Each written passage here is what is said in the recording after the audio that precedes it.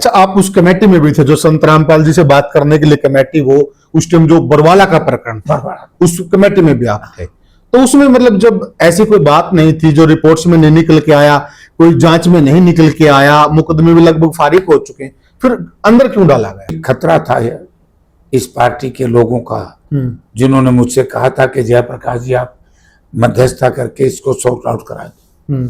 संत जी के साथियों की जो कमेटी थी, मैंने उससे बात की। मुझे शंका थी, बराड़ा जी भी थे उस, आप पे सुनो ना, एक धोखा ना हो जाए। तब मैंने क्या भी ना, इस बातचीत में बीजेपी के आदमी को भी लाओ। अच्छा, क्या चयनित धरना देश की लोकसभा में गूंजेगा? ऐसा हो सकता है, ऐसा हुआ। एक कहावत है ना, आंधे आगे रोए अपने नैन खोए। मैंने तो बाढ़ का भी उठाया था, याद होगा? हाँ बिल्कुल उठाया था आपने। कुछ मिला हमारे किसान को। मैंने मुआवजे का भी उठाया था। उसमें तो संत रामपाल जी आगे फिर वो तारनहार बन के।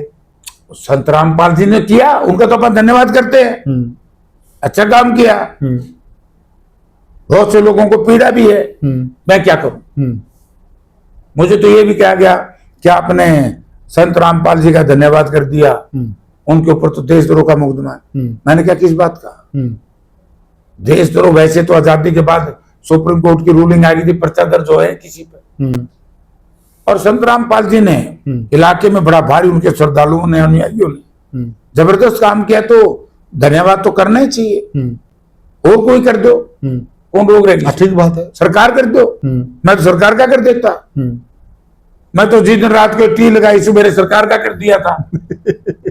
मैं चलो अच्छा हो गया, आंदोलन खत्म हो गया, टी लागी। अच्छा, लगाओगी? कर दिया था आपने धन्यवाद? हाँ। अच्छा, मतलब पता ही था यार, भाई दर्ज करा रखी है। पूरे मेरे तो पत्रकार आए, बोला जी चांद मैं टी लागी, आप देखोगे अच्छा काम हो गया भाई।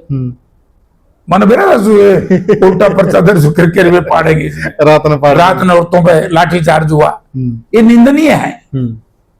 जन्नत के लोगों का कसूर नहीं है, सरकार को समय रहते उसको निपटाना चाहिए।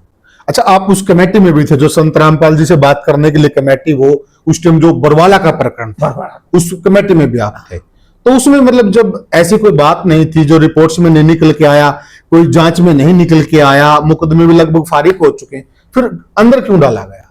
जाती हुई बीजेपी की वायदा खिलाफ आज भी, क्योंकि मुझे भी खतरा था इस पार्टी के लोगों का, जिन्होंने मुझसे कहा था कि जयप्रकाश जी आप मध्यस्थता करके इसको सॉर्ट आउट करा दें। संत जी के साथियों की जो कमेटी थी, मैंने उससे बात की। मुझे शंका थी, बराड़ा जी भी थे उस, आप पे सुनो ना, एक धोखा ना हो जाए। तब मैंने क्या भी ना, इस बातचीत में बीजेपी के आदमी को भी लाओ। अच्छा, ये आपने सुझाव दिया था? मैंने सुझाव नहीं, शर्त थी। अच्छा, शर्त थी। तो बराड़ा जी आ गए, बराड़ा जी के सामने सारी बात हुई। उस वक्त तो बात ये हुई थी कि भाई संत जी हाई कोर्ट चले जाएं, अब काम खत्म। अच्छा, हाई कोर्ट क्या निर्णय लेता तो हाई कोर्ट है। हाई कोर्ट जी ने तो संत जी को, मुझे 100% तो याद नहीं है, लेकिन जहां तक मुझे याद है शायद माफ कर दिया था, बरी कर दिया था, जो भी सॉर्ट आउट कर दिया था। ये मुझे ध्यान में नहीं क्या किया, तो चलो सेशन कोर्ट कर दिया। ये इतने मुकदमे दर्ज क्यों? ये तो बराड़ा की जिम्मेवारी बनती थी। और फिर उन लोग कुछ निकला? मैंने तो उस वक्त भी असेंबली में कहा था, माँ भाई देखो गलत कर रहे हो, लेकिन भाजपा में सुनता कौन? तो